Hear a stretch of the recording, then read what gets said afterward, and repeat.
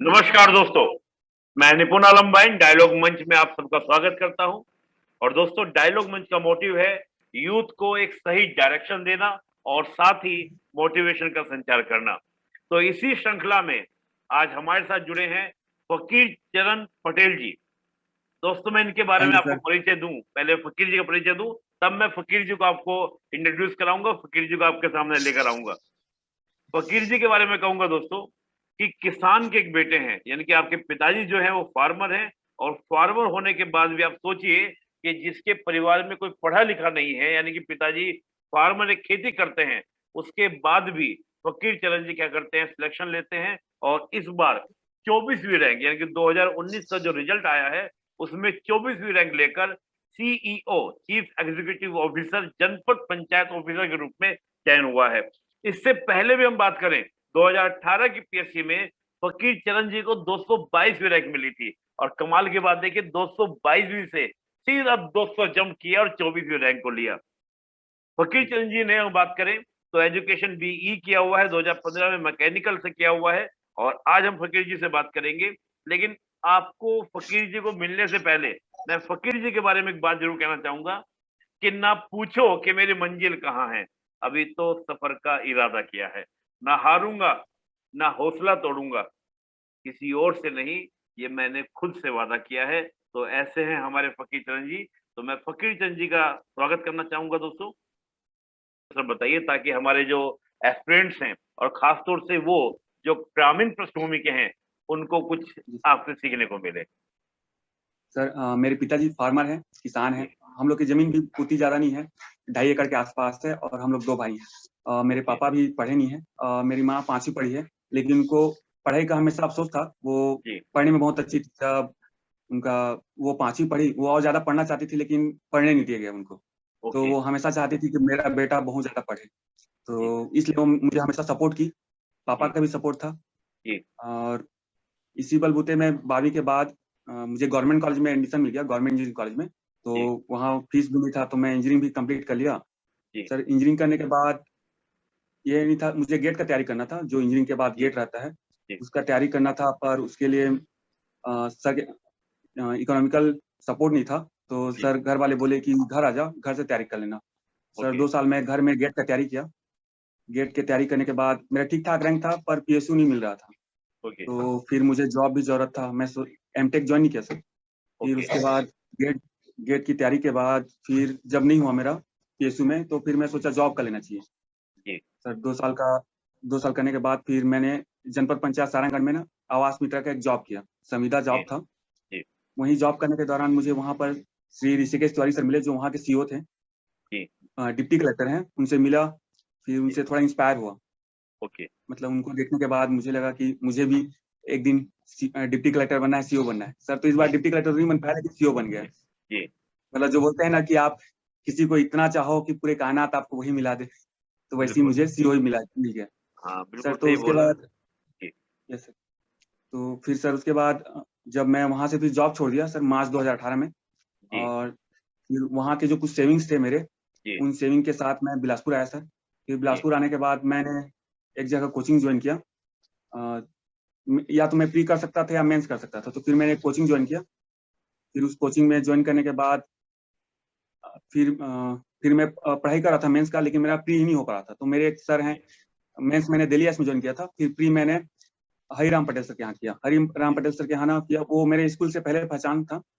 जी। और फिर वहाँ पर कोचिंग शुरू किया। तो वो सर, मुझे बस छत्तीसगढ़ करना था, छत्तीसगढ़ कर रहा था। फिर अ, सर से पूछा कि फीस कितना लगेगा, तो मेरा बैकग्राउंड जानते थे, तो मेरे से फीस नहीं लिए। फिर उसके जी। बाद ना जो मेरे 5-6 महीने में ना मेरे जो सेविंग्स थे वो जी। खत्म हो चुके थे, और घर से कुछ सपोर्ट आना नहीं था। जी। और मैं सोचा कि अगर पार्ट टाइम जॉब अभी करता हूँ, अभी मेरा बेस पूरा सिलेबस भी कवर नहीं हुआ है, तो पार्ट टाइम अभी जॉब करूंगा तो मेरा पढ़ाई डिस्टर्ब हो सकता है। तो जी। फिर जो मेरे कुछ फ्रेंड्स हैं, जैसे रोशनी वर्मा हैं, तो उन्होंने मेरा सपोर्ट किया। उसके जी। बाद फिर उनसे कुछ महीने में सपोर्ट लेने के बाद ना, जब हिराम सर को पता चला कि मुझे जरूरत है, तो फिर जी। उन्होंने सपोर्ट किया साल भर। जी। वो पैसे देते थे। फिर उसके बाद मैं इस दौरान मेरा पहला जो ये मेरा सेकेंड अटेम्प्ट था। जी। पहले अटेम्प्ट में मुझे 222 रैंक मिला, पर कोई पोस्ट नहीं मिला सर। फिर जी। उसके बाद फिर जो हरिराम सर के सपोर्ट के बाद फिर मेरे बहुत सारे दोस्त हुए सर, जिन्होंने मुझे बहुत सपोर्ट किया, जो जिनका सरकारी नौकरी था, जैसे पंकज पांडे सर हैं, इसके अलावा प्रियंका हैं, हरप्रसाद जायसवाल हैं, जी। खुशबू हैं, इन्हें सब जो काम करते हैं, जॉब वाले हैं, तो इनसे मैं हेल्प लेते रहा। मतलब इस 3 साल के दौरान में घर से कोई इकोनॉमिकल नहीं मिल पाता था, तो जो मेरे फ्रेंड्स हैं, जिनके बदौलत मैं आज यहाँ पहुंचा हूँ, उनके सपोर्ट के बाद मैं सेकंड क्लास में 24 रैंक मिला सर। मैं तो कहूँगा, देखिए आप बड़े भाग्यशाली हैं कि आज की इस मतलबी दुनिया में, कहते हैं ना कि इस तरह जी की सर। जो आज का दौर चल रहा है, इस दौर में बड़ा जी मुश्किल सर। होता है कि इस प्रकार के मित्र, इस प्रकार के दोस्त को लेकर आना। जी ठीक सर। है ना सर? तो ये बहुत बड़ी बात है और आप उसको लेकर आए और इतना अच्छा आपको सब लोग मिले। और सबसे बड़ी बात है यस कि आपके टीचर्स आपको जो मिले, आपको टीचर मिले, यस आपके फ्रेंड्स मिले, तो सभी लोगों यस आपको पूरा सपोर्ट किया और 3 साल एक बड़ा जी अच्छा सर। संघर्ष आपका रहा, आपने भी संघर्ष किया। तो कहते हैं ना कि जी मैं सर। अकेला ही चलाता राहे मंजिल के लिए और लोग आते गए और जी कारवां बनता गया। तो बड़ा अच्छा सर जी सर। आपके टीचर्स के बारे में भी कि अ, ठीक है ना सर, तो टीचर भी आपके हुए, इसके अलावा आपके फ्रेंड्स हुए, जहाँ से आपने नाम भी लिए। यस तो मैं उन सब का यस अभिनंदन करूँगा डायलॉग मंच की ओर से कि वाक़ई में यस डायलॉग मंच वाक़ई उनको प्रोत्साहित कि भई इस प्रकार से आपको सपोर्ट किया। तो उसके लिए आपके जी टीचर का, आपके फ्रेंड्स को, सभी को मेरा नमन। तो बड़ा थैंक अच्छा यू लगा सर। सर पृष्ठभूमि जानकर कि कितना संघर्ष। और देखिए मैं हमेशा बोलता हूँ कि व्यूअर्स देखिए कि अगर आपके अंदर कहते हैं ना कुछ करने की, कुछ बनने की, कुछ आगे जाने की तमन्ना है, तो कहते हैं पूरी कायनात आपके सपोर्ट में लग जाती है कि नहीं भाई इसको आगे बढ़ाना है। तो आप कहते हैं ना जी हिम्मत सर। मर्दा मदद खुदा। तो आप बिल्कुल हिम्मत जी दिखाइए, मेहनत कीजिए, परिश्रम कीजिए, तो आपको सभी का सपोर्ट मिलेगा, आपके गुरुजनों का, आपके मित्रों का, सभी का आपको सपोर्ट मिलेगा, हेल्प मिलेगी। तो बड़ा अच्छा जी लगा। सर। तो मैं तो यही कहूँगा कि आपको जो ये अचीवमेंट मिला और जो संघर्ष से मिला, इसकी डायलॉग मंच की ओर से बहुत-बहुत शुभकामनाएँ आपको। Thank you sir. अगला प्रश्न हम लोग रखेंगे फकीर चरण जी कि जी आपका सर। जो ये पूरी जर्नी रही, क्योंकि इकोनॉमिकल क्राइसिस भी था, सपोर्ट मिल रहा था, यस ठीक है सपोर्ट मिल रहा था, लेकिन कई बार ऐसा यस हुआ होगा कि नेगेटिव, पॉजिटिव व्यूज़ आए होंगे मन में, विचार आए होंगे कि यार नहीं हुआ, इतना सब लोगों का फेथ मेरे ऊपर है, इतना विश्वास कर रहे हैं, इतना सपोर्ट कर रहे हैं, अगर नहीं हुआ तो सबका फेथ टूट जाएगा, सबका विश्वास टूट जाएगा, सबका एक होता है ना कि यस उम्मीद सर। जुट जाती है कि तुम नहीं बन रहे हो, यस सर। तुम्हारे साथ बहुत लोगों की उम्मीदें बन रही हैं। तो जब यस वो सर। उम्मीदों का डर कभी नहीं लगा कि यार अगर नहीं हुआ तो मैं कैसे सबकी उम्मीदें तोड़ दूँगा? ऐसा कुछ आया कभी मन में ख़्याल इस पूरी प्रिपरेशन के दौरान? आता था सर, कई अप्स एंड डाउन्स होता था, कभी लगता था कि हो जाएगा, कभी लगता था कि नहीं होगा। उस दौरान थोड़ा इमोशनल होता था, लेकिन वही मेरे लिए एक मोटिवेशन होता था कि नहीं मुझे तो करना है। इस नहीं तो अगले बार, तो अगले बार, लेकिन एक दिन करना है। तो वही सोच, मतलब जो उम्मीद था, वही उम्मीद मेरे लिए हमेशा मोटिवेशन बना और सर यहाँ तक पहुँच पाया। बिल्कुल, यानी कि आए नेगेटिव, पॉज़िटिव विचार आए, लेकिन आपने हमेशा पॉज़िटिव एटीट्यूड को बनाए रखा कि नहीं भैया, दिन-रात आते हैं, लेकिन रात कितनी भी काली क्यों ना हो, सवेरा होता ही होता है। तो आपने पॉज़िटिव जी बनाए सर। रखा और आप चलते रहे और चलते गए, चलते गए। बहुत बढ़िया सर। जी सर। तो यानी कि इस तरह से आपने मंज़िल को पाया। सर अब मैं एक जी सर। बात पूछना चाहूँगा कि जिस समय आपको ख़ैर आप तो बताया कि आपके अधिकारी जो आपको मिले, जिनसे आप मोटिवेट हुए, आप पहले जॉब पर थे, जी सर। संविदा जॉब पर भी थे, अधिकारी आपको जी मिले। सर। जिस दिन वो जी सर। अधिकारी आपको मिले और आप मोटिवेट हुए, उस दिन जी और आज चयन होने के बाद, क्या अंतर लगता है आपको सोच में? आपको क्या लगता है कि ये परीक्षा वाक़ई में एक मुश्किल एग्ज़ाम है? क्योंकि उस दिन थोड़ा लगता होगा, मैं जहाँ तक समझ पा यस रहा सर। हूँ, आपको लगता है नहीं लगता? यस आप सर। बताइए कि जिस समय आपने यस सोचा सर। होगा कि अब मैं इनकी तरह बनूँगा, इन्होंने मुझे मोटिवेट कर रहे हैं, कुछ करूँगा। तो क्या उस समय आपको यस सर। टफ लगता था ये एग्ज़ाम? Yes sir. ऐसा जो ये है कि पूरा माहौल जो तैयारी के दौरान पूरा माहौल ऐसा बना दिया गया कि एग्ज़ाम बहुत कठिन है। तो मुझे जी, भी पहले लगता था कि ये बहुत ज़्यादा कठिन है, मैं नहीं कर पाऊँगा। इसलिए मैं जब बिलासपुर आया था तो मैं पेशी सोच के नहीं आया था। मुझे लगा कि कोई व्यापम का पोस्ट ले लूँ। फिर जब तैयारी के दौरान 1-2 महीने करने के बाद मुझे लगा कि मैं जी, कर सकता हूँ। मतलब जो जी, बाकी हैं वो किसी दूसरे दुनिया से नहीं आए हैं, वो भी हम जैसे हैं, कर जी। सकते हैं। तो इसलिए सर फिर क्योंकि ऐसा माहौल बना दिया जाता है कि बहुत कठिन है, लेकिन सर उतना कठिन नहीं है। ओके। अगर आप अपने काम के प्रति लॉयल हो, तो आराम से कर सकते हो। देखिए, कितना सुंदर बोला कि मैं तो व्यापम के लिए यानी कि बहुत छोटी पोस्ट के लिए आया था सोच कर कि वहाँ पे जाऊँगा। लेकिन मैं करना शुरू यस, किया, तो करता रहा, हर कदम, अगले कदम यानी पिछले कदम से बेहतर होता रहा और मैं आज यहाँ तक पहुँच गया। तो बड़ा अच्छा है, यानी मुश्किल लगा था, तो ये नहीं है कि फकीर चरण जी ये कह रहे हैं कि भई ये मुझको आसान लगा। इनको भी टफ लगा, तो जैसे एक फ्रेशर को लगता है टफ, ऐसे इनको भी लगा। लेकिन आज देखिए 24 रैंक के साथ सिलेक्ट हो चुके हैं। चलिए, बड़ा अच्छा लगा जी फकीर सर। चरण जी। मैं एक बात ये भी जी, करना चाहूँगा कि आपकी पूरी स्ट्रैटेजी अगर हम बात करें, प्री से लेके इंटरव्यू तक की बात करें, तो वो जी सर। स्ट्रेटजी क्या रही जो आपको लिए वाकई में कि हाँ मुझे इस पॉइंट ने, इस बात ने मुझे क्या किया, अधिकारी बना दिया? कोई तो ऐसी स्ट्रेटजी, कोई ऐसी बात रही होगी जिसने आपको यहाँ तक पहुँचा दिया? सर मेरे हिसाब से टारगेट बेस्ड तैयारी करना चाहिए कि जी, आप जैसे डेली टारगेट हो और एक लॉन्ग टाइम टारगेट हो कि जैसे जी, कि आप मैं रोज डेली टारगेट उठने के बाद ब्रश करते करते ही एक टारगेट बना लेता था कि आज मुझे जैसे एक साथ में 2 सब्जेक्ट लेता था, तो जी, टारगेट रखता था कि इस सब्जेक्ट का मुझे इतना पढ़ना है और इस जी, सब्जेक्ट का मुझे इतना पढ़ना है। ओके, टारगेट थोड़ा ज़्यादा रखता था, वो टारगेट पूरा नहीं हो पाता था, लेकिन वो उस टारगेट को पूरा करने के लिए मैं पढ़ता था। फिर ओके, उसके बाद जैसे नहीं हुआ, फिर अगले दिन फिर से उस टारगेट को रखता एक जी, नया टारगेट बनाता था, उसको करता था और एक लॉन्ग टर्म टारगेट रहता था सर कि इतने दिन मुझे ये सब्जेक्ट पूरा करना है और थोड़ा-सा बीच में गैप लेके चलता था कि अगर उस टारगेट पूरा नहीं हुआ तो उसको थोड़ा-सा एक्सटेंड कर दूँ।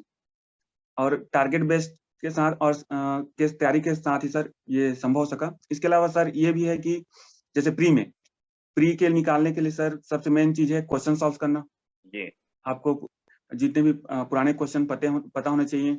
इसके जी, अलावा जो जितने भी मार्केट में क्वेश्चन एमसीक्यू अवेलेबल हैं, उनको ज़्यादा से ज़्यादा सॉल्व करना। जी, सर ये प्री का स्टेज ही था और मेंस के लिए सर सिलेबस और आंसर राइटिंग सर। जी, बहुत हम अच्छा। लोग का हम लोग का जो एक ग्रुप था सर, जी, 7 लोग का ग्रुप था, उस ग्रुप में ओके, हम लोग सब आंसर राइटिंग करते थे और एक-दूसरे का चेक करते थे। इस लॉकडाउन के दौरान सब अपने-अपने घर में थे, तो लॉकडाउन के दौरान हम लोग आंसर राइटिंग करते थे, ग्रुप में भेजते थे और एक-दूसरे का चेक करते थे सर। तो 7 में से 6 का हो गया, 1 का नहीं हो पाया। जी, तो सर वही ग्रुप स्टडी और आंसर राइटिंग सर, ये मेंस के लिए था सर। जी। तो पहले तो मैं ये कहूँगा जो आपके 6 मित्रों का सिलेक्शन हुआ है, उनके लिए भी हमारी ओर जी से सर, वो शुभकामनाएँ, और जिनका नहीं हुआ है थैंक वो यू। हिम्मत ना छोड़ें, वो अगली बार करें। क्योंकि जब अच्छे जी कहा सर, जाता है ना कि संगत की रंगत, जब अच्छे लोगों की जी संगत सर, होती है तो ऑटोमैटिकली सभी में क्या होती है, रंगत आती है। और बड़ा अच्छा जी लगा सर, सर आपने कहा कि मैं डेली एक टारगेट बनाता था, उस पे काम जी करता सर, था, नहीं पूरा हो जी पाया सर, अगले दिन फिर टारगेट रखता था, फिर उसको पूरा करता था। ये बड़ा अच्छा है कि हम जी सर, डेली अपने टारगेट फिक्स करें, उस पे काम करें। दूसरा आपने बड़ी जी अच्छी सर, बात बोली कि मैं मेंस की प्रैक्टिस करता था, यानी कि हम लोग आंसर लिखा करते थे। और कोरोना काल में आपने कितना अच्छा यूज़ किया कोरोना काल का, कि अब नहीं मत तो जी आपने ग्रुप बनाकर उसमें आप आंसर चेक कर रहे हैं, और ज़रूरी नहीं कि कोई टीचर आपके आंसर चेक करे, ज़रूरी नहीं कि कोई सीनियर आपका आंसर चेक करे, आपस में ही आप क्या कर रहे हैं, चेक कर रहे हैं। इसको भी एक तरह से सर, कह सकते हैं सेल्फ वैल्यूएशन, यानी कि हम स्व यस सर, मूल्यांकन की तरह इसको बोल सकते हैं। आपकी ही जी सर, एज ग्रुप के हैं, आपकी जो प्रिपरेशन करने वाले हैं, एक-दूसरे के आंसर चेक करें जी, तो उससे कमियाँ पता चली। बहुत अच्छा सर, ये बहुत ही प्यारी सी जी, स्ट्रैटेजी थी जो ज़्यादातर स्टूडेंट नहीं अपनाए होंगे, कि हाँ भाई हम जी आपस सर, में ही चेक करें आंसर। तो सर ये जी आपकी सर, बातें हुई। तो थोड़ा-सा हम सिलसिलेवार चलें अगर, प्री के लिए जी बात सर, करें, मेंस के लिए बात करें, इंटरव्यू के लिए बात करें। अक्सर जी अभ्यर्थियों सर, में ये प्रश्न रहता है कि हमें कौन-कौन सी किताबें पढ़नी चाहिए? प्री के जी लिए, सर, मेंस के लिए, इंटरव्यू के लिए। तो सर हम थोड़ा सिलसिले जी वाइज़ इसको बात करें, क्योंकि अभ्यर्थियों को बड़ा यस सर, क्वेश्चन रहता है जो नए स्टार्टिंग आपको भी रहा होगा कि यार कहाँ से यस शुरुआत करूँ? एनसीईआरटी पढ़ूँ या ज्योग्राफी में क्या पढ़ूँ, पॉलिटी में क्या पढ़ूँ? तो सर हमको थोड़ा-सा यस इसको भी बेसिक से बताइएगा सर। यस सर, हम प्री से सर स्टार्ट प्री करते की हैं। जी, यस सर प्री के लिए सबसे पहले तो जैसे मैं पहले आया तो थोड़ा-सा मैं बड़े-बड़े बुक की तरफ भागा। जी, सर फिर एक सर मिले, उनसे मैं कंसल्ट किया। उसके बाद फिर जहाँ पर मैं हरिराम सर के यहाँ था, क्लास जी, कर रहा था, उनके सारे बुक जो प्री के थे, जी, उनको और हर सब्जेक्ट के सर एक रेफरेंस बुक था। जी, जैसे हिस्ट्री है सर, तो हिस्ट्री का सर का बुक था हरिराम पटेल सर, जो यहाँ का लोकल पब्लिकेशन है वो, जी, जहाँ पर यहाँ के जो इम्पोर्टेंट क्वेश्चन उसमें सब चीज़ हैं। इसके अलावा एक रेफरेंस बुक हिस्ट्री के लिए मैं अरिहंत पढ़ता था ओके, और क्वेश्चन सॉल्व करने के लिए सर गणना चक्र। ओके, तो सर उसमें जैसे सर का बुक पढ़ा, हरिराम सर का, उसके बाद फिर उसमें इम्पोर्टेंट पता चल गया, फिर उसके बाद रेफरेंस बुक पढ़ता था, उससे मेरा कॉन्सेप्ट क्लियर होता था, उसके बाद फिर उस टॉपिक के क्वेश्चन सॉल्व करता सर। इससे ये वो प्री का पेपर हो गया सर हिस्ट्री का, वैसे ही सेम संविधान सर। संविधान में मैं हरिराम सर का जो यहाँ का लोकल पब्लिकेशन का बुक था, उससे पढ़ता था, उससे जी, इम्पोर्टेंट पता चल जाते, उसके बाद फिर मैं उसके लिए लक्ष्मीकांत पढ़ता सर, ओके, एम लक्ष्मीकांत से मेरा कॉन्सेप्ट क्लियर होता था, उसके बाद फिर ओके, उसका भी मैं घटना चक्र करता था, वो सॉल्व ओके, करता था। ओके, फिर सर इकोनॉमिक्स के लिए भी सेम कोचिंग की जो बुक्स थी हरिराम सर की जी, वो, और उसके लिए reference book sir Ramesh Singh, okay, वो पढ़ता था, और सर उसके क्वेश्चन सॉल्व के लिए घटना चक्र। ओके, और इसके बाद सर नहीं, भूगोल भूगोल, ठीक, भूगोल के लिए भी कोचिंग की बुक्स हरिराम सर की, और रेफरेंस के लिए सर महेश कुमार बड़वाल पढ़ता था, जो okay, NCERT not based very, था, वहाँ पे घटना चक्र उसका आपने फिर लगाया हो। ओके, यस सर, सबका मैं घटना चक्र रखा था सर क्वेश्चन सॉल्व करने के लिए। जी, जी, और उसके बाद सर पर्यावरण के लिए भी सेम सर, पर्यावरण के लिए भी कोचिंग की बुक थी और एक दृष्टि का बुक था सर और घटना चक्र।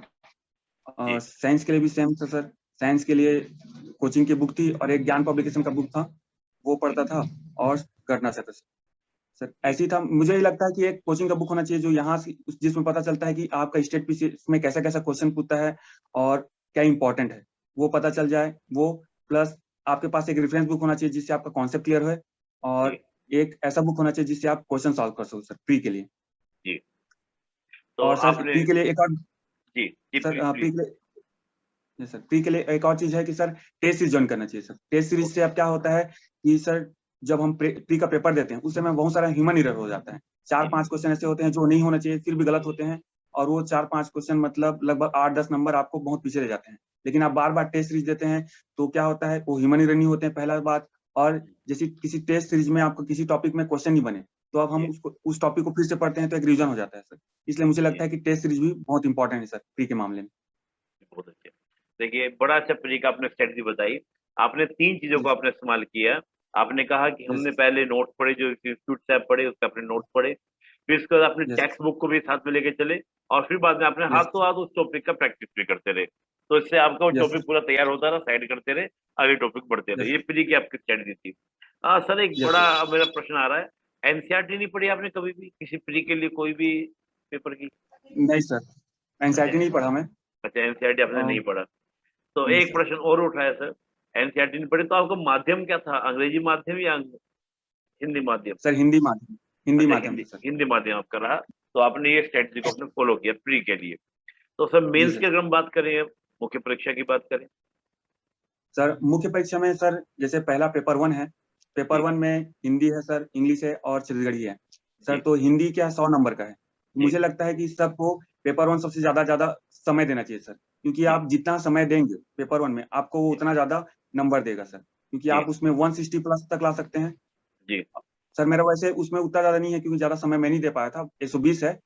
नहीं, लेकिन 121, 121.5, 121.5 या है सर सर आपका। 121.5 है। हाँ, तो सर लेकिन आप उसमें जितना ज्यादा समय देंगे उतना ज्यादा आपको नंबर मिलेगा सर। इसके लिए नहीं, हिंदी जी, सबसे 100 नंबर का है सर। तो हिंदी के लिए अच्छे बुक पढ़नी चाहिए। जी, जैसे कि अ, हरदेव बारी हो गया सर, वासुनंदन हो गया या पृथ्वीनाथ पांडे, तीनों में से कोई एक जो अच्छे पब्लिशर के बुक हैं उनमें से जी, कोई एक पढ़ना चाहिए सर। मैं वासुनंदन पढ़ता था सर। जी, और उसके बाद फिर इंग्लिश के लिए जो हिंदी मीडियम वाले हैं उनके लिए बहुत बड़ा चैलेंज हो जाता है। जी, लेकिन मुझे फिर भी पिछले बार 50 में 30 नंबर मिले थे सर, जी, क्योंकि उसमें मैं लुसेंट फॉलो किया था। जी, और सर छत्तीसगढ़ी के लिए एक विनोद कुमार वर्मा सर का बुक आता है, जी, जिससे जिसमें सारे सारे पिछले बार जो 18 और 19 के जितने भी क्वेश्चन थे वो सब वहीं से आए थे सर। ओके, तो वो पढ़ना चाहिए सर। ये पेपर 1 का हो गया। और ओके, पेपर 2 के ऐसे के लिए सर वही है कि एक तो लोकल किसी भी पब्लिशर का आप एक पढ़ लीजिए। जी, इसके अलावा दृष्टि का सर। ओके, और पेपर्स पेपर्स पढ़ के और जो करेंट अफेयर से आप अपना एक मटेरियल बनाइए, एक फॉर्मेट तैयार कीजिए कि जी, आपको कैसे ऐसे लिखना है। फिर आपके पास जब मटेरियल रहेगा तो आप अपने आप ऐसे लिख सकते हैं। बस उसके लिए प्रैक्टिस चाहिए सर कि आप कम से कम मेंस देने तक कम से कम 15-20 आप एक बार ऐसे लिख चुके हों तो आप जी, बेहतर कर सकते हैं सर। ओके, और उसके बाद सर हिस्ट्री के मामले में, सर हिस्ट्री में मैं अरिहंत का जो पढ़ता था वही जी, पढ़ता था सर। अरिहंत का जो मैं प्री के लिए तैयारी किया था, जो जी, मेरा टेक्स्ट बुक था उसी जी, को मैं अच्छे से तैयारी किया। जी, और संविधान के लिए भी सर वही लक्ष्मीकांत का। और इसके अलावा सर मैं दिल्ली में क्लास किया था तो वहाँ के जो नोट्स थे वो जी, इन दोनों को मिला के सर लोक प्रशासन के लिए भी दिल्ली के नोट्स थे। और सर सीजी हिस्ट्री के लिए हरिराम पटेल सर के जो नोट्स हैं, मतलब जी, आई थिंक सारे छत्तीसगढ़ में उन्हीं के पढ़ते हैं छत्तीसगढ़ के मामले में। तो जी, उनका जो हिस्ट्री का बुक था उसको पढ़ा था सर। जी, और सर मुझे मानना है कि कोई सा भी हर बुक अच्छा होता है। केवल जी, एक बुक पढ़िए उसको 10 बार पढ़िए बजाय 10 बुक पढ़ने के। तो बस वही रहता सर। प्री के लिए मैं 2 बुक फॉलो करता था, लेकिन मेंस के लिए कोई सा भी एक जो बुक है उसी को बार-बार पढ़ता था। जी, उसके बाद सर पेपर 3 हो गया। पेपर जी, 4 में पेपर 4 ऐसा था सर कि मेरा पेपर 4 के पार्ट 1 में पिछली बार मुझे बहुत कम नंबर मिला था सर, जी, कि जो 75 था उसमें मुझे मात्र 25 मिला था। ओके, तो मुझे लगा कि इसको और इम्प्रूव किया जा सकता है। तो जी, मैंने सोचा कि उसके लिए सर मुझे लगता है कि सर जो 12th का बुक है जी, उसमें सारा सिलेबस है। जी, तो 12th के बुक से मैं सिलेबस वाइज कंटेंट निकाला, उसी को पढ़ा जी, सर पार्ट 1 के लिए। जी, और मैथ्स के लिए मैं मैथ्स बैकग्राउंड का हूँ तो सर ऐसी जो कोचिंग की बुक थी दिल्ली एस की, उसको किया था सर, और पार्ट 3 के लिए भी दिल्ली एस का जो नोट्स था जी उसके बाद सर पेपर 5 के लिए जो पार्ट 1 है इकोनॉमिक्स जी सर, उसके लिए भी दिल्ली एस का जो नोट्स था वो जी इसी को फॉलो किया था। जी और पार्ट 2 के लिए जो सीजी का मतलब इंडियन भूगोल है, उसके लिए महेश कुमार बनवाल, ओके जिनका मैं प्री में पढ़ा था, उसी को प्री पढ़ा था सर। और जी बस वो है सर कि भूगोल उस मामले में ऐसा है, मुझे लगता है कि उसमें जितना ज्यादा आप मैप डालोगे जी भूगोल में, पिछले बार मुझे बहुत कम नंबर मिला था इस पार्ट में, इंडियन भूगोल में और सीजी भूगोल में, क्योंकि जी मैं किसी भी कोई क्वेश्चन में मैप नहीं डाला था। तो जी आप जो भी बुक पढ़ते हैं उसको पढ़िए सर, उसके बाद ना हर क्वेश्चन में जहां भी संभव हो वहां पर मैप डालिए, नंबर अच्छा मिलता है सर। इसलिए मुझे अच्छा भी नंबर मिला है इस पेपर में। जी उसके बाद सर सीजी भूगोल के लिए वही हरिराम पटेल सर की बुक थी सर। जी और सर पेपर 6 में जो दर्शन शास्त्र है सर, तो जी दर्शन शास्त्र में दिलियास की बुक थी सर। जी और समाज शास्त्र के लिए टुडेजा की बुक थी, टुडेजा सर की ओके बुक थी। और पार्ट 3 के लिए जो छत्तीसगढ़ का पार्ट है उसके लिए हरिराम सर की बुक थी सर। ओके और पेपर 7 था, पेपर 7 के लिए भी पूरा पूरा तीनों पार्ट के लिए हरिराम सर का बुक था सर। ओके यानी कि आपने बड़ा अच्छा मेंस में आपने क्या किया कि आपने अपने जो भी टीचर साहब से मिले, जिन टीचर से आप पढ़े, तो यस उनके आपने नोट्स लिए, साथ में कुछ यस सर। स्पेसिफिक टॉपिक के आपने बुक को पढ़ा, तो यानी कि दोनों से यस मैटर रहा, नोट से भी रहा। यस इसके अलावा आपका यस सर सोशल मीडिया, जैसे हम लोग यूट्यूब की बात करें, क्या उसकी भी आपने मदद ली किसी टॉपिक को लेकर, या नॉर्मल करंट अफेयर्स वगैरह के लिए देखते थे? सर, करंट अफेयर के लिए बस देखता था, उसके अलावा मैं किसी चीज के यूट्यूब नहीं देखा था। वैसे सर मैं हमेशा मोबाइल से दूर रहता था, मतलब मुझे अच्छा लगता है कि मुझे किसी को ना कहना नहीं आता, तो क्या होता है कि दोस्त अगर मेरे को फोन करते हैं, चलते हैं घूमने, तो मैं मना नहीं कर पाता था, इसलिए सर मेरा मोबाइल हमेशा बंद रहता था। मतलब 24 अच्छा घंटे मात्र आधा घंटा चालू रखता था, फिर बाकी बंद रखता था। घर में बात हाँ, करने के लिए बस चालू रहता था। तो जी मोबाइल से मैं ज्यादातर दूर ही रहता था सर। ओके तो केवल जैसे करंट अफेयर के लिए लास्ट लास्ट में जब करंट अफेयर की जरूरत रहता था, तब सर यूट्यूब का सहारा लिया था। उसके अलावा सर यूट्यूब का कोई सहारा नहीं लिया था। यानी कि आपने फोन से मुझे कह सकते हैं कि आपने डिजिटल उपवास लिया हुआ था पूरी प्रिपरेशन यस के सर। दौरान। एक फास्टिंग आपने यस की सर। हुई थी कि भैया कम रखना है, क्योंकि वो क्या होता है बार बार यस होता भी है, फोन एक ऐसी चीज है कि बड़ी यस कहते हैं बड़ी शिद्दत से मुश्किल से मैंने पढ़ने की कोशिश की, और तभी फोन आगे मुझे डिस्टर्ब करने की साजिश से हुई। तो वो चीजें यस सर। आपके साथ ना हो, आपने बड़ा अच्छा किया सर। और मेंस में आपने यस आंसर राइटिंग प्रैक्टिस करते रहे, तो उससे लेखन क्वेश्चन आपका बना रहा। असल में यस सर। आपके इंटरव्यू के नंबर भी देख रहा था, तो मुझे यस सर। लगता है कि अगर बोर्ड ने कोताही ना बरती होती और थोड़ा सा यस सर। रहमत की होती, तो आज हो सकता यस है कि आपकी रैंक और अच्छी होती, क्योंकि काफी यस कम सर। मार्क्स आपको इंटरव्यू में मिले हैं। यस सर अगर सर मेरे को 2.5 नंबर और मिलते तो मैं डीसी रहता। जी जी 20 रैंक तक डीसी मिला है मेरे ओबीसी कैटेगरी में, मेरा जी 24 है, उनका मेरे से 2 नंबर ज्यादा है। अगर जी मुझे उतना मिलता तो मैं भी डीसी रहता, पर वही है हाँ कि मुझे इंटरव्यू में मात्र 76 नंबर मिला है, जो जी मैक्सिमम 130, और लगभग 64 लोगों को 100 प्लस मिला है। हाँ 130 मिला है, वर्षा बदल जो जो 6 रैंक है उनको 130 जी मिला है।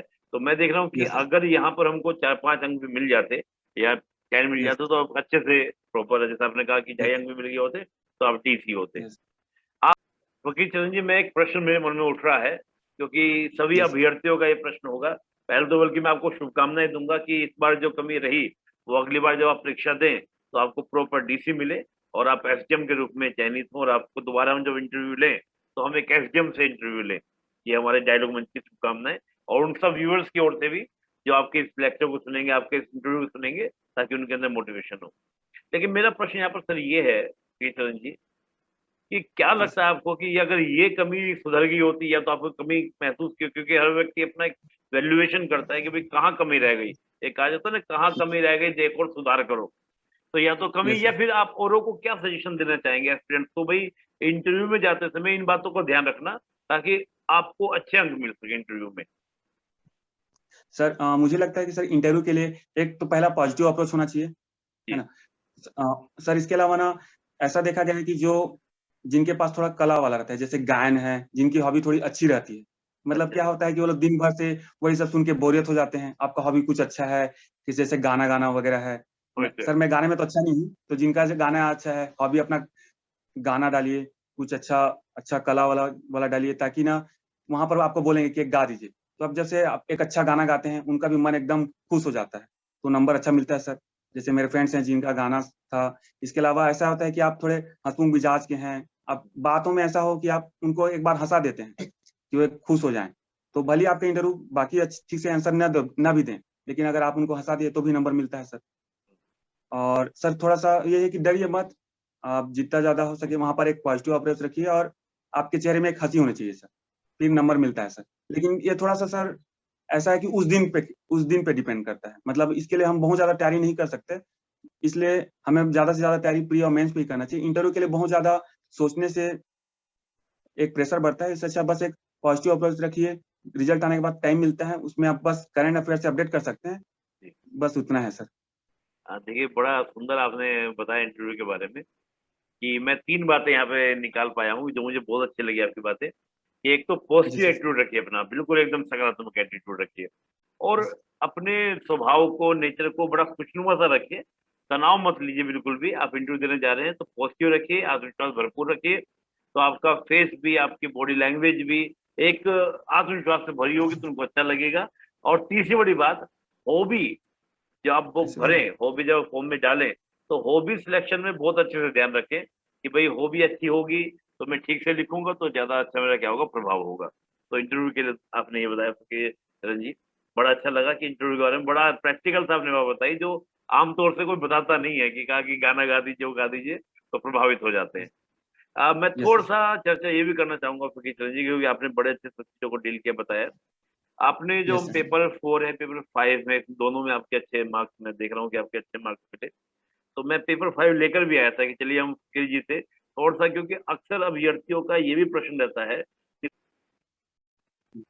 सर जैसे कि 8 नंबर है, 8 नंबर में सर मुझे लगता है कि जो भूमिका बनाया जाता है, भूमिका ऊपर में बनाया जाता है, लास्ट में और कुछ कुछ लिखा जाता है सर, वो सब करने के बजाय जो पूछा गया है उसी को बस लिखना चाहिए, उससे ज्यादा नंबर मिलते हैं सर। जैसे कि मैं जो पिछली आरटीआई कॉपी देखा था, तो एक सर थे, उन्होंने पूरे जो पूछा गया था, जैसे कि जी पूछा गया था शिवाजी के अष्ट प्रधान बताइए, तो उन्होंने जी कुछ नहीं बताया था, बस उन्होंने लिखा था कि पेशवा से उन्होंने शुरू किया था कि पेशवा, अमात्य, वाक्या नवीस, उन्होंने 8 का नाम लिखा था, उनको डिस्क्राइब किया था, उनको 8 में 8 मिला था। मैंने पिछली बार उसमें लिखा था कि शिवाजी के 8 मंत्रियों का एक समूह था जिन्हें प्रशासन में सहायता कर।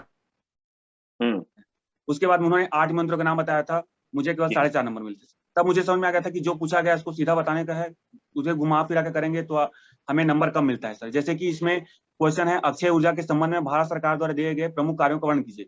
सर जी इसमें कोई भूमिका बनाने के बजाय से हम लोग सीधा पॉइंट्स वाइज शुरू करें कि पहला पॉइंट अक्षय ऊर्जा के लिए जो भी कार्य किए गए हैं, 1 2 3 4 करके हम पॉइंट्स वाइज लिखते जाएं, जी और लास्ट में केवल एक लाइन का एक कंक्लूजन डाल दें सर, उसमें ज्यादा बेहतर ओके नंबर मिलता है। जी। यानी कि आप ये कह रहे हैं कि ज्यादा भूमिका बनाने की रिक्वायरमेंट नहीं है, आप सीधा जो जी पूछा सर। गया है उसका आप सीधा सीधा लिखें, डायरेक्टली लिखें, और बाद में जी सर। कॉन्क्लूजन कर दीजिए, तो उसमें आपका काम बस खत्म हो एक जाएगा। लाइन। यस सर, वो एक लाइन का। एक लाइन का कॉन्क्लूड भी आप कह रहे हैं, ओनली वन लाइनर यस में सर। डालें, बहुत लंबा चौड़ा यस लिखने सर। की जरूरत नहीं है। बिल्कुल, बहुत अच्छा है। जी सर। यानी कि यस सर। कंटेंट ज्यादा होगा, जो आपका कंटेंट देना है वो ज्यादा होगा, ताकि प्रदर्शित यस तो सर। क्या, स्टूडेंट ने जो है जानकारी ज्यादा दी है और बहुत ज्यादा यस भूमिका सर। बनाने में अपना समय वेस्ट नहीं किया है। और सर यस सर। 125 शब्द के लिए आप कैसे? सर इसमें 125 शब्द में हम एक या दो लाइन के लिए भूमिका डाल सकते हैं जी उसमें। उसके बाद सर जो पूछा गया है उसको बस पॉइंट्स वाइज बताते जाएं सर। जैसे कि इसमें अ, सर जैसे कि 15 नंबर में प्रायद्वीपीय पठारी प्रदेशों को संरचना का वर्णन कीजिए, जी ये 15 नंबर का है सर। उसमें जी एक लाइन का भूमिका डालेंगे सर, फिर जितने भी पठार हैं उनको पॉइंट्स वाइज लिखते जा सकते हैं। ये सर ये भूगोल का क्वेश्चन है, तो जी भूगोल में क्या है, मैप बनाना जरूरी है, तो सर एक बगल में राइट साइड में एक छोटा सा डब्बा, उसमें एक जी भारत का नक्शा बना दे सर। उसमें जी फिर जितने भी पठार हैं उनको उस जी मैप में प्रदर्शित कर सकते हैं सर, और बगल में जी जितने भी जी पठार हैं उनको पॉइंट्स एक हेडिंग बना के उनके बारे में दो दो लाइन का बताते सर, जी डिस्क्राइब करते जाएं सर। फिर उसके बाद सर इसमें अच्छा नंबर मिल सकता है। ओके, यानी कि आप कह रहे हैं कि जहां पर मेंस में, जहां पर मैप दिखा सकते हैं, आप मैप दिखाना चाहिए। जहां पर आप फ्लो यस चार्ट सर। बना सकते हैं, फ्लो चार्ट बनाएं। यानी कि जहाँ पर हाँ सर बार डायग्राम बना सकते हैं, वो बार डायग्राम, वेन जी डायग्राम, ऐसा सर कुछ एक्स्ट्रा करने से अच्छा नंबर मिलता है। हाँ, मतलब ये ना हो कि एक जैसा ही पेपर दिखे, उसमें अलग अलग चीज यस दिखाई दे। तो थाली जो है यस उसमें पूरा मिक्स वेज भी हो, दाल भी हो, वैरायटी हो। तो खाली ये नहीं कि यस दाल सर। दाल परोसते जा रहे हैं। तो ये बड़ा अच्छा आपने यस उसमें बताया। और आपने बड़े अच्छी बात यस की कि 125 शब्द की जब हम बात कर रहे हैं, तो उसमें भूमिका भी यस हो, आपके जो प्लेटो हैं उनका भी चर्चा हो, फिर मैप अप बनाते, तो बड़ा अच्छा आपका प्रदर्शन हो जाएगा। यानी कि चीज यस ज्ञान है, तो ज्ञान को आप अच्छे से अगर प्रेजेंट कर देंगे, प्रस्तुत कर देंगे, तो यस वो और ज्यादा क्या होगा, इम्प्रेसिव हो जाएगा। और सर यस सर। 175 वर्ड के लिए आप कुछ सजेशन देना चाहेंगे? सर 175 सर में सर ऐसा था कि इस बार लाइन ज्यादा दे रहा है सर। जैसे कि जी इससे पहले 18 वाले में मात्र 17 लाइन रहते थे 15 नंबर में। उसके जी। बाद फिर 19 वाले में सर मात्र 21 लाइन थे, लेकिन अब जो 20 में हुआ सर उसमें 28 लाइन दे रहे हैं। तो सर ओ, उनमें लाइन की संख्या बहुत ज्यादा है। तो जी इसके लिए सर एक तो है कि आप पहले से प्रैक्टिस करते रहिए, क्योंकि कई बार क्या होता है जिनका प्रैक्टिस नहीं रहता है वो पूरा क्वेश्चन भी नहीं लिख पाते। तो जी। पहले तो प्रैक्टिस होना चाहिए सर। और 15 नंबर में अप्रोच में सर वही है कि दो इसमें भी एक या दो लाइन का इसमें भूमिका हो, उसके फिर जो पूछा गया है उसको पॉइंट्स जी वाइज बताते जाना है सर। और लास्ट में जी एक या दो नंबर का कंक्लूजन सर। जैसे जी कि सर इसमें क्वेश्चन है मौद्रिक नीति से क्या आशय है, मौद्रिक नीति के प्रमुख पहलुओं की व्याख्या कीजिए। तो सर जी पहले मौद्रिक नीति बता देंगे कि मौद्रिक जी नीति में मुद्रा की मात्रा एवं प्रवाह को निर्धारित किया जाता है ना। जी। उपकरण बता देंगे सर जो भी इसमें bank rate, repo rate, reverse repo rate के जितने भी हैं उसको पॉइंट्स वाइज बताते जाएंगे हम्म। जितने भी हैं। उसके बाद सर लास्ट में एक नंबर का एक लाइन का कुछ कंक्लूजन डाल देंगे सर। ओके। सर तो उसमें फिर अच्छा नंबर मिलेगा। अच्छा, यहाँ पर भी हम लोग कुछ डायग्राम वगैरह या चार्ट वगैरह कुछ बना ये सकते सर हैं? यथासंभव जहां पर जरूरत हो वहां पर आराम से सर डालना चाहिए। जैसे कि अगर मौद्रिक नीति में या आप यहाँ पर बगल में क्या कर सकते हैं, एक टेबल बना सकते हैं जिसमें वर्तमान मौद्रिक नीति की कितनी दरें हैं। जैसे बैंक रेट है जी। और रेपो रेट है सर। ये सब मैं किया था कि जैसे बगल में टेबल बना दीजिए, बैंक रेट इतना है वर्तमान में, okay reverse okay. Repo rate इतना है, सीआरआर इतना है, एसएलआर इतना है। उसका एक बगल में एक टेबल बना दीजिए या बायोडायग्राम बना दीजिए जो भी एक जी उसको एक अच्छा टच दे। ओके। यानी कि वो थोड़ा इम्प्रेसिव भी होगा और एक अलग ही उसका यस प्रेजेंटेशन हो जाएगा, उसका लुक भी अच्छा हो जाएगा। बहुत अच्छा सर। यस आपने ये पूरा अच्छा पेपर पूरा आपने बता दिया कि हम कैसे पेपर को सोल्व करें। और सबसे अच्छी बात मुझे लगी कि आपने कहा 2 मार्क्स के बाद, यानी जो यस 2 मार्क्स के जो क्वेश्चन थे उनके बाद जितने भी क्वेश्चन को आप डील करें, उनको कोशिश करना है कि हम पॉइंट्स में ही डील करें, बगैर पॉइंट यस के सर। उनको हम डील ना करें। तो ये आपका बड़ा अच्छी मुझे यस बात लगी कि पॉइंट्स में आप डालें। यस और सबसे बड़ी बात है कि प्रेजेंटेशन जब हम लोग करें तो उसमें सब चीजों को यस केवल समाहित किया जाए। सर यस ऐसे सर। के लिए पूछना चाहूंगा क्योंकि ऐसे भी अक्सर अभ्यर्थियों के लिए थोड़ा सा होता है यस कि सर। भाई ऐसे में कैसे डील करें, क्या करें। तो थोड़ा सा ऐसे भी अगर हम चर्चा कर लेंगे तो बच्चों के लिए, अभ्यर्थियों के लिए बड़ा लाभकारी हो जाएगा सर। Sir yes sir. ऐसे भी मेरे तो सामने आप देख रहे होंगे सर, आपके सामने ऐसे भी है। Yes sir. तो ये सर इंडिया वाले 4 ऐसे आपके सामने सर, ये इंडिया वाले 4 ऐसे हैं और ये आपके छत्तीसगढ़ वाले 4 ऐसे हैं। Yes sir. तो तो जैसे सर जैसे कि हम लोग को ऐसे में चार ऑप्शन इंडिया वाले में और चार ऑप्शन छत्तीसगढ़ वाले देते हैं सर। तो उसमें जी दो दो लिखना रहता है। तो सर जी। मेरा अप्रोच था कि सबसे पहले ऐसे में मैं शुरुआत कविता से करूं सर। ओके, यानी कि तो कुछ कोटेशन वगैरह, कविता, पोएम से शुरुआत कोटेशन कविता से। कविता वगैरह से। Yes sir. जी शुरू में दो लाइन का कविता। सर मुझे कविता याद नहीं होता था तो मैं थोड़ा आंसू कवि टाइप का था, उसी टाइम मैं एक कविता बना लेता था या ओके। कुछ ऐसा कविता याद करता था, उसमें जो भी याद आए उसको फिर कविता के रूप में लिख देता था। तो यानी कि अलग अलग जी। टॉपिक से संबंधित हमें कविता याद करना चाहिए सर। जैसे कि नक्सलवाद है, नक्सलवाद से कविता याद कीजिए, महिला सदन की कविता याद कीजिए। अगर नहीं होता है तो आपको एट द प्रेजेंट कविता बनाना आना चाहिए सर। हाँ सर, कोई बता क्योंकि भी दीजिए, कोई लाइन अच्छी से बता भी दीजिए जो हमारे व्यूअर्स जो है, फ्रेंड को अच्छा लगे कि हाँ भाई ये कविता एट ए टाइम बन जाती है। कुछ बना दीजिए सर। सर ऐसी कुछ भी सर कोई टॉपिक दीजिए, मैं उसमें ऐसी नॉर्मल आप कविता बना सकता हूँ। अभी आप कोई नारी के ऊपर बोल दीजिए सर।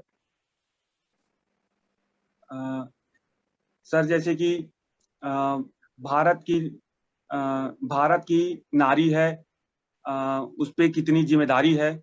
जी अ, ऐसा सर लास्ट में बिल्कुल क्या होना बिल्कुल। चाहिए, राइमिंग होना चाहिए। नारी जी है, जारी है, ऐसे करके हाँ कुछ कुछ जोड़ के लास्ट में उस समय अब एट द प्रेजेंट बन सकता है सर कविता। ऐसे ऐसा होना चाहिए कि राइमिंग होना चाहिए, क्योंकि क्या है कि जो चेक करने वाला उसको कविता के रूप में पढ़ेगा नहीं, वो देखेगा जी ऐसे पढ़ देगा, उसको लगेगा हाँ एक कविता है। जी जी। और अगर आप याद कर सकते हैं तो उसमें कविता याद होना चाहिए, लेकिन नहीं हो पाता है तो कम से कम ये होना चाहिए कि एट द प्रेजेंट आप कविता बना पाए, मतलब ओके जिसमें राइमिंग हो लास्ट में। Okay okay. सर उसके बाद फिर कविता था, उसके बाद फिर सर प्रेजेंट वो होना चाहिए प्रस्तावना। जी सर उसके बाद फिर प्रस्तावना के बाद फिर उसके बाद ना कारण होना चाहिए। जैसे हम लोग के सिलेबस में क्या लिखा है कि कारण, वर्तमान स्थिति और जी प्रयास। जी सर प्रस्ताव पहले शुरुआत कविता से किए, उसके बाद फिर उसका प्रस्तावना, उसके बारे में जो अच्छे से लिख सकते हैं, क्योंकि ये बहुत इंपॉर्टेंट है। क्योंकि वो कविता पढ़ेगा, प्रस्तावना पढ़ेगा, ये अगर बहुत अच्छे से हैं तो अपने आप जी वो सोच लेता है कि मुझे क्या नंबर देना है। फिर जी। प्रस्तावना के बाद फिर सर कारण में आना चाहिए, सर मैं उसमें लिख थोड़ा सा देना एक चाहिए। चीज पूछना चाहूंगा, प्रस्तावना में किस तरह का कंटेंट होना चाहिए? प्रस्तावना भी थोड़ा सा अगर डिस्क्राइब कर दे तो विद्यार्थी के लिए बड़ा अभ्यर्थी को बड़ा आसान हो जाएगा कि प्रस्तावना में क्या भूमिका किस तरह से लेके चले, पॉजिटिव नेगेटिव, या उसी के बारे में बताए क्या इसको, जैसे कोई भी टॉपिक हल्का सा आप बता दीजिए कोई भी टॉपिक पे। सर अलग अलग टाइप के अप्रोच होते हैं सर, जैसे कि एक होता है पेपर वाइज, जैसे कि जी आज सुबह में पेपर पढ़ते हुए मैंने देखा कि उसमें लिखा था कि जो दो बच्चे हैं वो नक्सलवाद से मारे गए, जो चाहते हो सकता था कि वो आज पढ़ के एक बड़े अधिकारी होते, आज समाज के लिए कुछ कर पाते, ओके ऐसा कुछ कर सकते हैं। या क्वेश्चन वाइज कि क्या जी हर चीज में मतलब क्वेश्चन करते हुए बहुत सारे क्वेश्चन पूछ दें प्रस्तावना में, फिर उसके बाद ओके बात के जितने भी सब चीज में उनके उत्तर देते जाएं। ये ओके प्रस्तावना हो सकता है सर। इसके अलावा ओके एक प्रस्तावना हो सकता है कि आप जो शुरू में कविता की हैं जी उस कविता से रिलेटेड ही प्रस्तावना हो सकता है सर। ओके, और यानी कि इसके अलावा सर अगर जी जी जैसे कि कुछ ऐसे समस्या वाइज है तो उस समस्या जी को समझाने वाला, समझाते हुए एक प्रस्तावना हो सकता है सर। ओके, तो यानी कि आपने चार तरीके बताए कि तो आप जैसे कोई भी टॉपिक है तो पॉजिटिव एटीट्यूड को लेते हुए कि भाई अगर ये घटना यस ना हुई होती तो कितना अच्छा रहता, आज वो यस काम कैसा हो गया आपका। फिर क्वेश्चन, आप कई यस सारे क्वेश्चन एरेज करते हैं प्रस्तावना के अंदर, ऐसा हुआ होता यस तो क्या होता, ये विचारने प्रश्न है, इस तरह की बात आपने यस बोली। या फिर जो स्टार्टिंग में आपने कविता करी उसी को आप क्या करें, यहाँ पर लेबोरेट कर दें और कोई समस्या यस को आप डिस्क्राइब करते हैं, तो ये प्रस्तावना हो गई। आप चार तरीके से यस प्रस्तावना को लिख सकते हैं। जी अच्छा सर। यस सर प्रस्तावना के बाद फिर मेन बॉडी पे कैसे हम लोग आते हैं सर? सर मेन बोर्ड में सर कारण होना चाहिए, वर्तमान स्थिति और प्रयास। तो सर कारण को भी ना जैसे प्रस्तावना के लास्ट में लिख देना चाहिए कि इस समस्या के निम्नलिखित कारण हैं, जी या निम्नलिखित लिखने के बजाय आइए आप देखते हैं इन कारणों के, मतलब इस समस्या के क्या कारण हो सकते हैं। मतलब हमें ओके जो ऐसे लिख रहे हैं उसको बातचीत फॉर्मेट में लिखना चाहिए, कि नहीं कि ओके उसको सामने वाले को बोर लगे। उसको ऐसे करना चाहिए कि आप सामने वाले से बात कर रहे हैं संवाद ओके रूप ओके में, कि ओके आइए देखते हैं कि इन समस्या के क्या कारण हो सकते हैं। उसके बाद फिर सर पॉइंट वाइज कारण लिखते जाइए, ये कारण है, ये कारण है, ये कारण है। कारण सर ओके बहुत ज्यादा एक कारण को डिस्क्राइब करने के बजाय एक कारण को 2 लाइन में डिस्क्राइब कीजिए, और उसके ओके बाद कारण बहुत सारे लिख दीजिए, जो भी 9-10 कारण हो सकते हैं वो। उसके बाद फिर इस समस्या के कारण वर्तमान में क्या प्रभाव पड़ा है, अभी ओके क्या स्थिति है, उसको कुछ 6-7 पॉइंट्स में वन लाइनर बता दीजिए। और हो सके तो जी अगर इसमें अगर हम बार डायग्राम डाल सकते हैं, जैसे कि नक्सलवाद है सर, नक्सलवाद ओके में अभी पिछले सालों में कितने हत्याएं हुई हैं, कितनी अपहरण हुए हैं, कितनी ओके अ, कितनी घटनाएं हुई हैं, उसका एक बार डायग्राम बना सकते हैं। जी तो वो ये वर्तमान स्थिति में बार डायग्राम में जैसे अगर कुछ एक्स्ट्रा कुछ डालते हैं तो सर अच्छा इफेक्ट पड़ता है। उसके बाद सर फिर लास्ट में अंतिम जो मतलब उसके बाद फिर प्रयास, जी प्रयास में कि सरकारी प्रयास क्या है, हम्म क्या क्या प्रयास है, उनको पॉइंट्स वाइज लिखते जाना चाहिए। वो भी कम से ओके कम 8 से 10 पॉइंट होना चाहिए सर। उसके बाद फिर 4-5 लाइन का एक उपसंहार होना चाहिए, निष्कर्ष होना चाहिए उसमें, जी कि उसमें पॉजिटिव अप्रोच होना चाहिए, कि पॉजिटिव अप्रोच कि भले ही ये समस्या है लेकिन आने वाले दिनों में ये समस्या समाप्त हो जाएगी। ओके, पॉजिटिव के साथ भविष्य भी यस दिखाई दे और भविष्य में समस्या का समाधान दिखाई दे, यस यानी कि वो समस्या हम यस छोड़ के ना जाएंगे, भाई समस्या पूरी हो जाएगी, सॉर्ट आउट हो जाएगी। फिर जी लास्ट सर। में भी एक कविता होना चाहिए, ओके है ना, कि जो पॉजिटिव वाला हो, जैसे कि जी कौन कहता है कि आसमान में छेद नहीं हो सकता, एक पत्थर तो तबे से उछालो यारो, ऐसे टाइप। ध्यान लिखेंगे तो ज्यादा प्रभावशाली आपका निबंध बनेगा। Yes sir. बहुत अच्छा सर, आपने बहुत अच्छे से बताया। और मैं निश्चित रूप से कह सकता हूँ कि ये जो आपने चर्चा की पेपर के ऊपर भी, फिर एस्से के ऊपर भी, ये अभ्यर्थियों के लिए यस और खास तौर से जो फ्रेशर्स के लिए, क्योंकि वो हमेशा इसी में यस उलझे रहते हैं कि हम शुरुआत कहाँ पर करें, एंड कहाँ पर करें, इंट्रोडक्शन कैसा यस होना चाहिए, निष्कर्ष कैसा होना चाहिए, उनके लिए बड़ा मददगार यस सर होगा।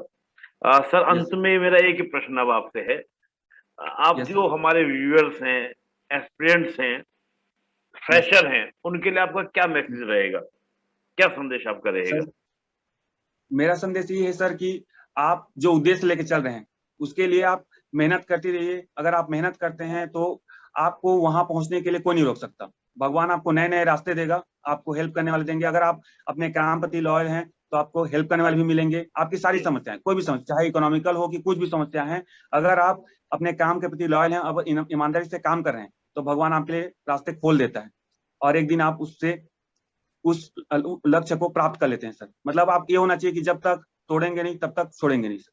बिल्कुल, बहुत बढ़िया। जब तक तोड़ेंगे नहीं तब तक छोड़ेंगे नहीं, तो जिद करो, दुनिया बदलो, और आप चलेंगे, यस आपके साथ लोग जुड़ते जाएंगे। और जैसा कि आपने देखा, फकीर चरण जी को तो पूरा सपोर्ट मिला, इनके मित्रों का, इनके टीचर का, टीचर आपके हरिराम पटेल जी का, आपको हरिराम जी का आपको यस सपोर्ट मिला, समर्थन मिला, आपके बहुत सारे फ्रेंड्स के आपने नाम लिए। तो मैं उन सबको यस डायलॉग मंच की ओर से नमन करता हूँ। और मैं ये कहूंगा कि वो भविष्य में भी ऐसे ही फकीर चरण जी जैसे युवाओं को समर्थन देते रहे, अपना समाज सहयोग करते रहे, ताकि वो आकर भविष्य का निर्माण भारत का करें, छत्तीसगढ़ का निर्माण करें। तो मेरी ओर से सब यस बहुत बहुत शुभकामनाएं। और मैं थैंक यू सर। आखिर आखिर में यही कहूंगा डायलॉग मंच की ओर से कि आप भविष्य में जब हमसे मिलें, तो जब भी अगला बार परीक्षा आप दें तो आप डीसी के रूप में दें। तो हमारे आपके जी उज्जवल भविष्य की बहुत बहुत शुभकामनाएं।